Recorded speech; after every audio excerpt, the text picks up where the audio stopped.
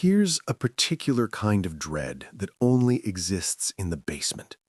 Upstairs, life is organized into surfaces and habits, kitchen counters, couch cushions, shoes by the door. But downstairs, in the lower level of a home, you keep what you don't want to think about: the furnace, the drain, the sump pump, old boxes you promise you'll sort someday. In Bagley, Iowa, in Guthrie County, one father walked down those steps on an October day in 2019, expecting the ordinary kind of mess you find in an unfinished basement. Instead, he walked into something that looked like a crime scene. Nick Listina later described discovering nearly 5 inches of red fluid across the basement floor, mixed with fat and bone fragments. He didn't find a burst water pipe.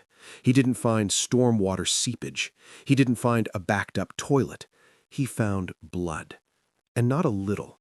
Nearly 5 inches, enough to coat the floor, ruin belongings, and push a family out of their home. At the top of the stairs, the world still looked normal. A small-town Iowa, quiet streets, familiar faces, neighbors you nod to without thinking. And next door, just another business you'd learn to live beside: Dahl's Custom Meat Locker, a small-town meat processing facility. Normal. Until the basement flooded. And the flood wasn't water. It was slaughter waste. This documentary is the true story of what happened in Bagley, how a family lived peacefully for years beside a business they assumed was harmless, and how a single failure in a shared drainage line turned a home into a biohazard and a neighborhood into a question no one wanted to answer. How does something like this happen in a normal place, next to normal people? Bagley is small enough that next door matters. In rural America, a neighbor isn't just someone who lives near you. A neighbor is the person whose driveway you borrow when the snow piles up, the person whose kids play in the same spaces, the person you call when your car won't start or when you need a tool you don't own. And for roughly a decade, Nick Listina and his family lived beside a meat locker without any headline-worthy conflict. Multiple reports describe the family as having lived next door for about 10 years. In small towns, small meat processors are part of the landscape. People know where their food comes from. They know the rhythms: early morning deliveries, the occasional smell, trucks coming and going. It's not glamorous, but it's normal. There was no reason, at least at first, to believe the neighbor was anything other than a business doing business. Then, in 2019, something changed. Nick Listina told reporters that the family had been living next to the butcher operation for years, but claimed issues began after the business changed hands earlier that year. Newsweek reported that Jared and Caitlin Dahl took over the facility on April 1st, after working there for years, an ownership detail that became part of the public narrative when the story broke. In a small town, ownership changes can mean subtle changes: new routines, new maintenance habits, new decisions about equipment, drains, and costs. The kind of decisions no neighbor tracks until a system fails. And when it failed through the one part of a home that nobody thinks about until it becomes a problem: the drain. The date matters because it's one of the few points in the timeline the public reporting repeats consistently. The byproducts entered the Listina basement on October 3, 2019, when the neighbor's system backed up during the disposal of slaughter waste from hogs and cattle. The mechanism described in multiple reports is blunt, ugly, and surprisingly mundane. Blood and tissue from slaughtered animals were washed down a drain at the meat locker, a clog or break in a connecting line, sometimes described as a tile line, sent that waste the wrong direction, and it came up through the Listina basement drain. Not through the walls, not through the windows, up through the plumbing, an inversion of what the system is supposed to do. If you've never seen a floor drain back up, it's a particular kind of panic. Because when water comes in through a door, you can see it, you can fight it, you can build barriers. But when something rises from a drain, it feels like the house itself is turning on you. Listina described not only the sight, but the smell: something like decaying meat, because it was, in fact, biological waste. By the time the story reached national outlets, it was repeatedly described as nearly 5 inches of blood mixed with fat and bone fragments. His first instinct wasn't to turn it into a spectacle, it was to report it. When you find a basement flooded with sewage, you call a plumber. When you find a basement flooded with blood and bone fragments, you call the authorities. Because at that point, this isn't a home maintenance issue. It's a public health issue. Listina contacted the Iowa Department of Natural Resources, DNR, and the DNR involved the Iowa Department of Health because biological waste can carry hazards, especially in a home with children. Multiple reports state the family was advised to leave the home while the situation was investigated and cleaned due to the biohazard. This is where the story stops being merely shocking and starts becoming a study in systems. Because once an agency like DNR is involved, the question isn't just what happened. The question is, how did it happen and how do we prevent it from happening again? A state environmental specialist traced the waste back to the meat locker, according to reporting, describing officials determining a clog or break had redirected the flow into the Listina basement. When the waste is identified as coming from a specific source, that source becomes responsible for corrective action, whether through their own repairs, regulatory oversight, or insurance, or all three. And suddenly, the normal neighbor becomes part of an investigation, not because they are criminals, but because their operation is connected to a system that failed, and the failure entered someone else's home. This case is unusually gruesome in its imagery, but technically it's a classic vulnerability. 2 properties sharing or intersecting in drainage infrastructure. In older towns, in areas that grew over time, it's not unheard of for lines to be shared, patched, redirected, or joined. Sometimes this happens through formal planning. Sometimes it happens through decades of expedient fixes. The details vary by site and history. Public reporting described the Listina home and the meat locker as sharing a drainage system and that the waste traveled through connected pipes or lines. If that connection exists and a line clogs, pressure seeks a release. The waste doesn't choose a moral direction. It follows physics. If the neighbor's line backs up and a lower point exists in another structure, the waste may flow there, especially if the pressure and gradients allow it. In this case, the release point was a basement drain.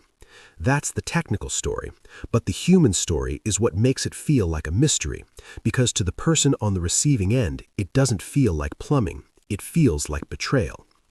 Most news summaries reduce the family to a single shocking image, a basement full of blood, but the aftermath was slow, expensive, and emotionally exhausting. According to reporting, the Listinas are a family of 7.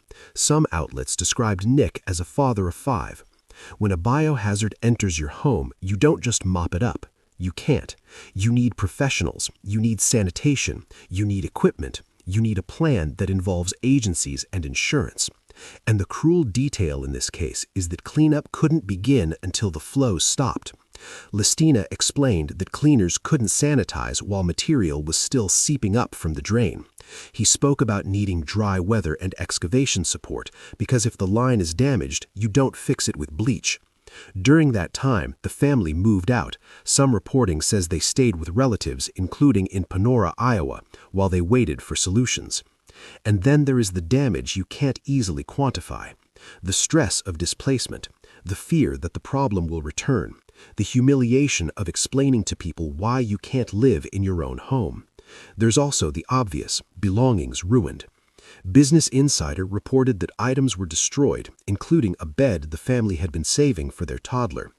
A basement is often where families store the future, the crib, the extra mattress, the boxes labeled with the names of children who are still growing. And in one night, that future was soaked in something you can't unsee. When the story went national, the meat locker owners faced a sudden identity crisis.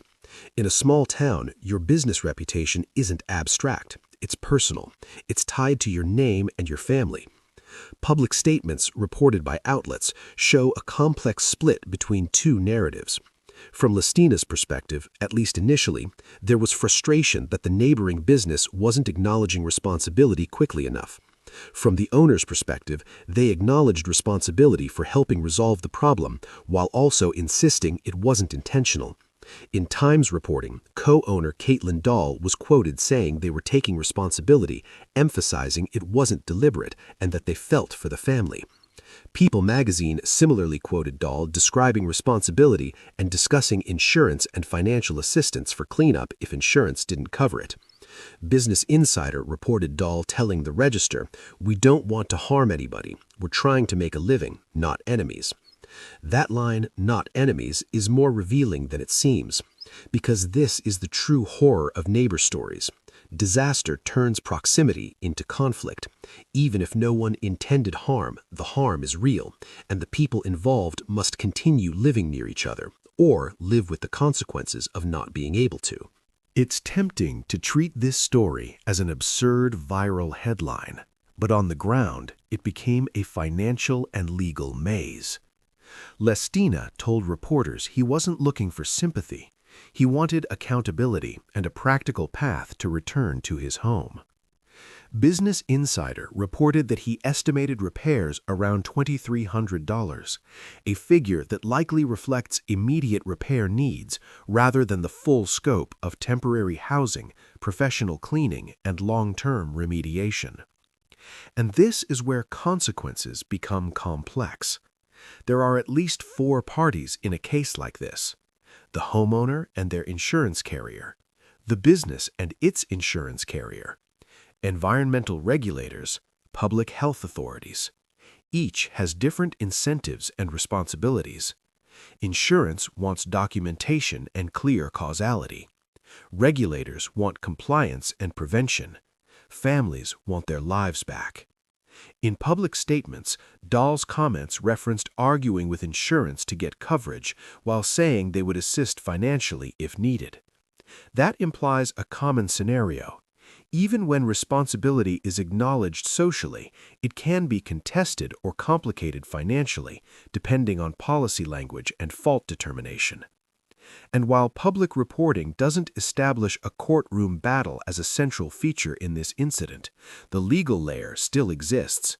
When one property's operations contaminate another property, liability becomes a real possibility, civilly and sometimes administratively through regulatory enforcement.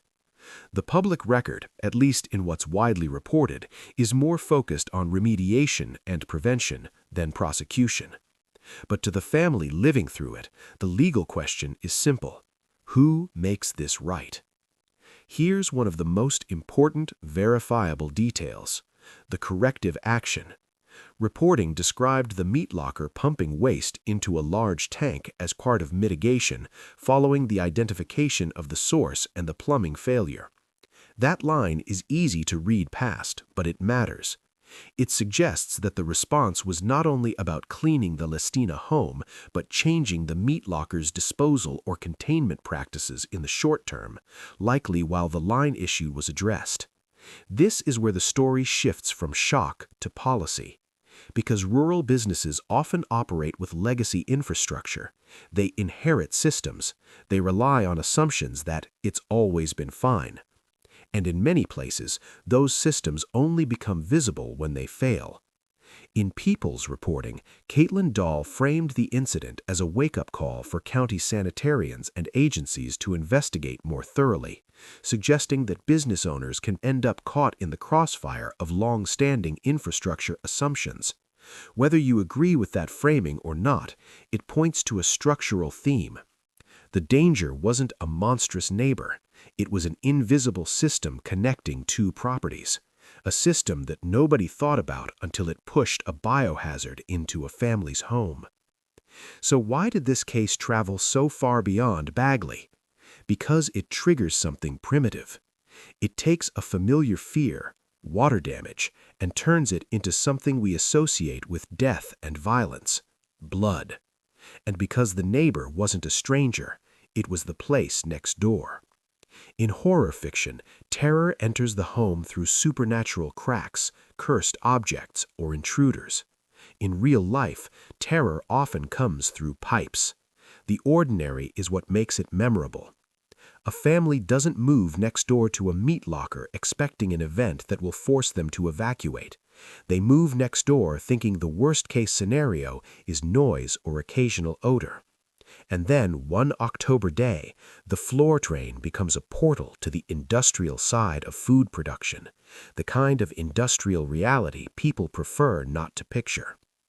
A journalist has to ask the uncomfortable questions, even in a case that doesn't involve homicide. If this was caused by a clog or break, how long had the system been vulnerable? If the business changed hands recently, were there changes in disposal or maintenance that increased risk?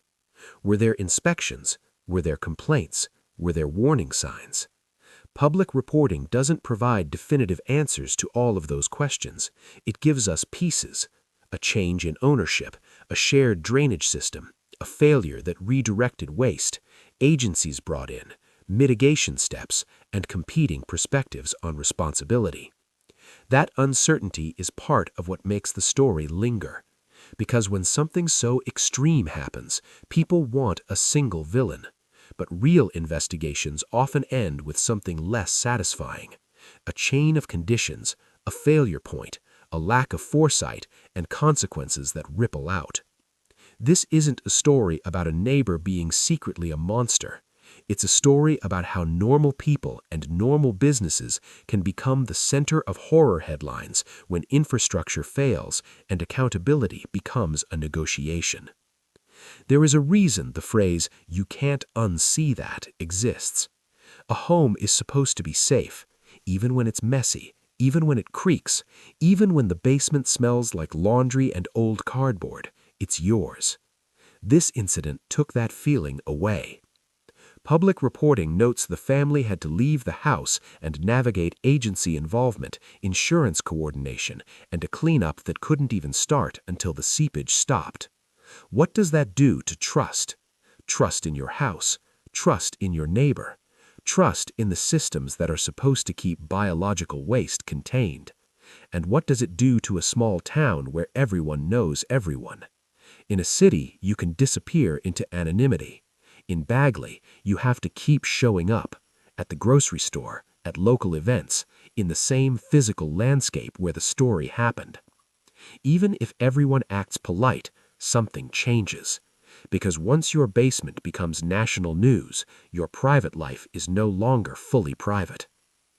The title of this documentary is intentionally phrased like a thriller. They thought their neighbor was normal. But the real story is more unsettling. Normal is not a moral category. Normal is a set of assumptions.